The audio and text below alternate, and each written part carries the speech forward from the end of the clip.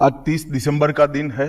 आज ही के दिन 1943 में बंगाल की भूमि के सुपुत्र और देश के महान स्वतंत्रता सेनानी नेताजी सुभाष चंद्र बोस ने पोर्ट ब्लेयर में पहली बार आजाद भारत का झंडा फहराने का काम किया था।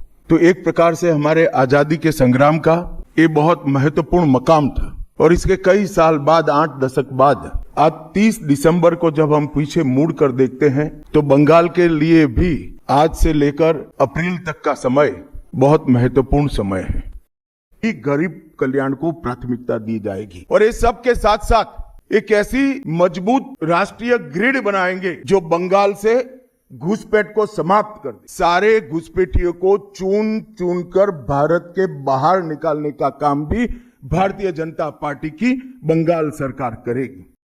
जिस पार्टी को केवल 3 सीट मिले थे, वो पार्टी 5 साल के ही अंतराल में 77 सीट प्राप्त। और इसका नतीजा देखिए, कांग्रेस जिसकी एक प्रकार से स्थापना ही बंगाल से शुरू हुई, वो कांग्रेस पार्टी बिग जीरो पर पहुंच गई। और 34 साल तक शासन करने वाला कम्युनिस्ट गठबंधन भी एक भी सीट प्राप्त नहीं कर पाया और हमने मुख्य विपक्ष का स्थान प्राप्त किया।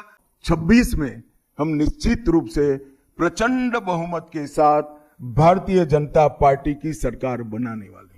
घुसपैठ के अलावे भ्रष्टाचार से पूरी बंगाल की जनता त्रस्त है। रोजवेली चिटफंड घोटाला, कैश फॉर क्वेरी घोटाला, एसएससी घोटाला, नगर पालिका नगर नियम का भर्ती का घोटाला, गाय तस्करी का घोटाला, राशन पीडीएस का घोटाला, मनरेगा का घोटाला, पीएम आवास का घोटाला, इतने सारे घोटाले हैं। और आप कहती है कि भ्रष्टाचार नहीं हो रहा है। आप आंख मूंद लिए ही हो भ्रष्टाचार के लिए, मगर बंगाल की जनता अपनी आंख बंद कर नहीं बैठी है।